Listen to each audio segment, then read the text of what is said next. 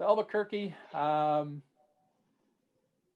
lots of evidence of its Route 66 heritage. Lots of landmarks as you drive through town. Uh, the old town, Albuquerque, is just off of Route 66 and certainly shows off its Spanish roots, or the Spanish roots of the city. Kind of an interesting place to spend an hour or two walking around. And again, lots of old signs and neon signs. On Route 66, even a lot of the bridges have, their own history or significance. This one, the Rio Puerco Bridge, was built in 1933, and it was built to withstand the regular flooding of the Rio Puerco, which it spans. At 250 feet in length, at the time of its construction, it was the longest bridge in New Mexico.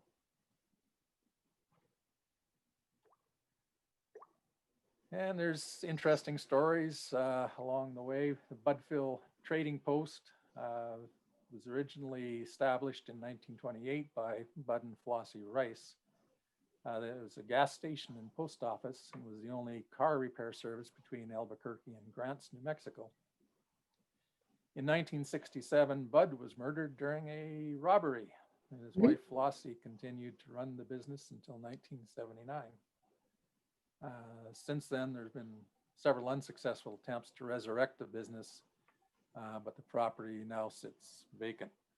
There certainly was last December when I was there.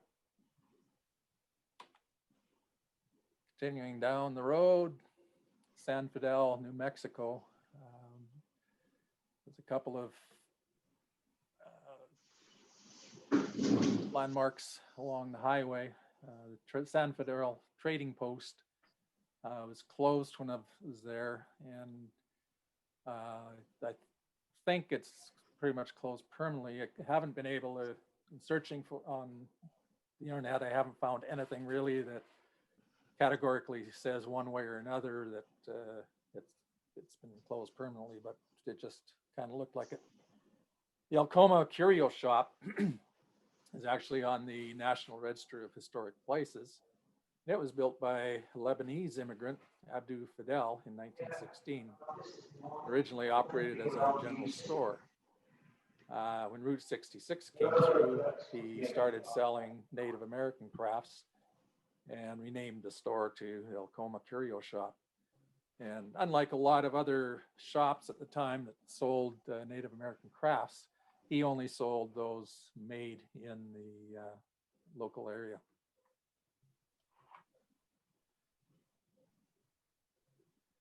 Grants, New Mexico, for a Canadian, has a rather interesting history. It was originally established as a railway camp by three Canadian brothers, Angus, John, and Lewis Grant.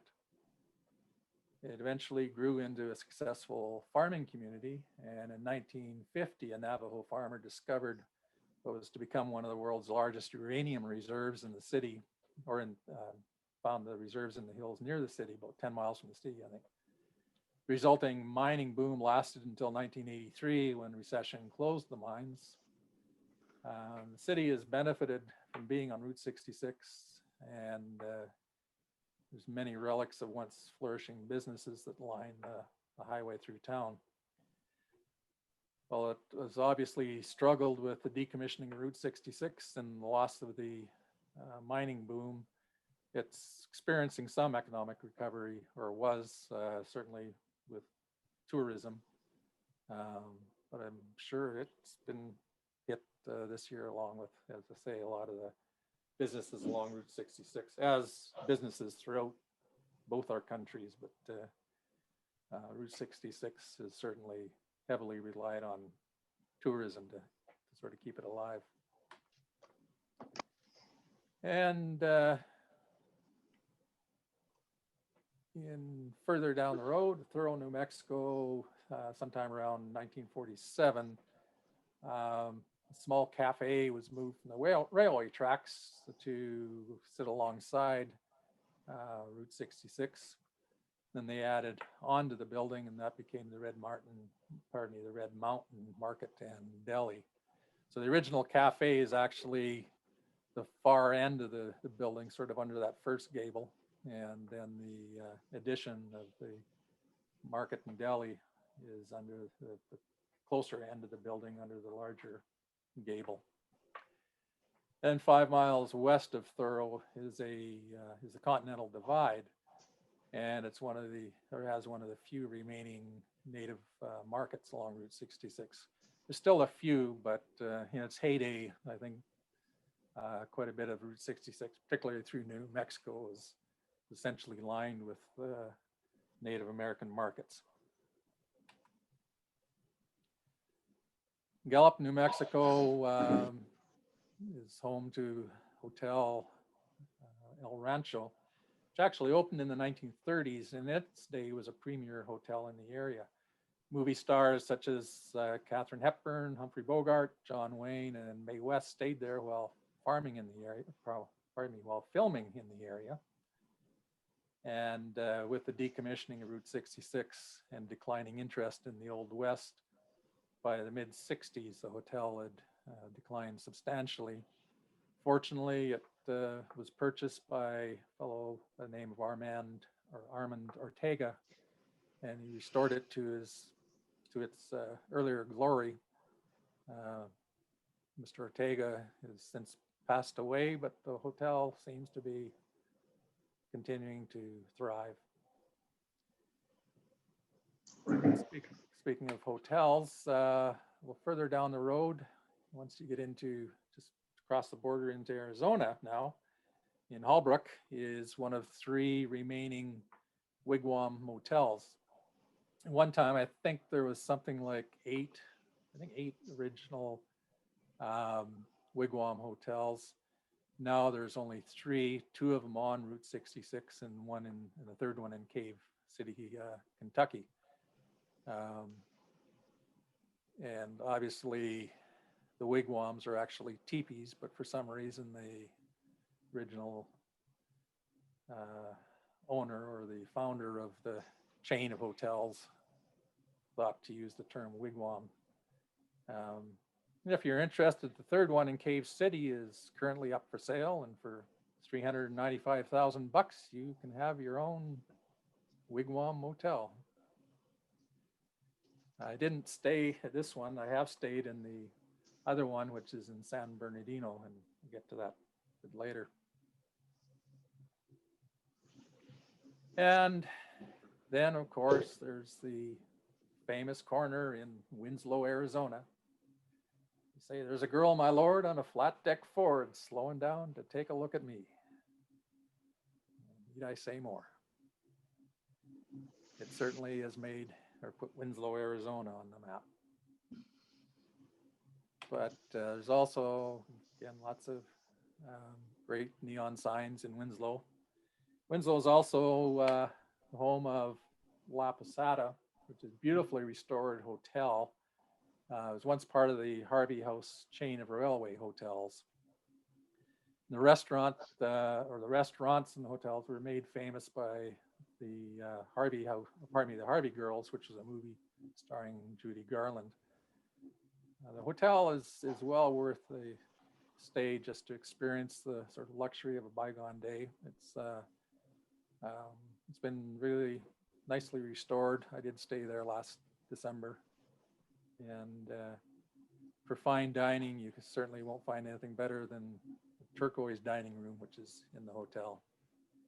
And you can see, and certainly a couple of photos there, that the hotel was decorated for Christmas, which was, as I say, was reflecting the time that I was there. As you continue west from Winslow, you come across essentially 3 different sites that really thrived on tourism during the heyday of Route 66, and of course have pretty much died or totally died since then. Meteor City was the first one. It never was a city and never had a population more than 2. Dating back to 1938, the Meteor City Trading Post was originally a service station. It evolved into a souvenir shop as visitors flocked to the nearby meteor crater. Geodesic dome, you can see sort of in it's the third building down there, the one with the yellow mohawk on top of it. It was originally built in 1979, burnt down in 1990, and was rebuilt. In 2012, the trading post closed for good, although I have read that it was purchased in 2016 by a couple who had their intent was to restore it. And the original reopening date was supposed to be 2018. When I visited last December, the restoration had either been put on hold or abandoned completely, and I haven't really found anything online clarifying whether this couple is still working on the property or whether they've given up. But, you know, some unique buildings there. Two Guns, Arizona, at one time was a thriving theme park. Basically, all that remains there now is a graffiti-covered service station and these crumbling remains of the zoo, which apparently had mountain lions in it.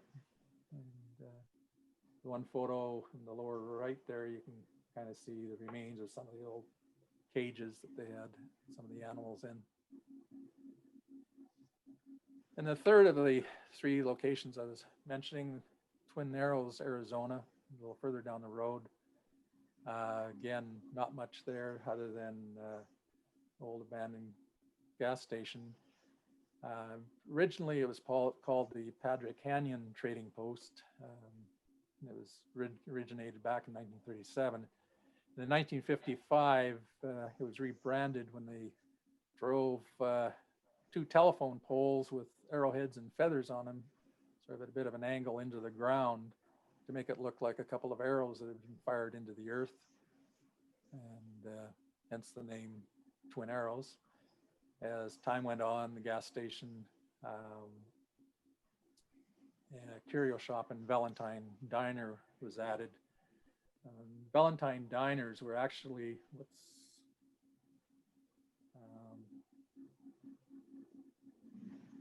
which is basically this end of the diner down, or the end of the building down here. They're actually prefabricated cafes that were built in Wichita, Kansas. They had kind of a similar design. One of the common design features was that cafe sign, or whatever you call that part of the building, sticking up there, marquee or whatever you want to call it. But that was kind of a common part of the design of those Valentine Diners. All the buildings here are abandoned, heavily graffiti covered.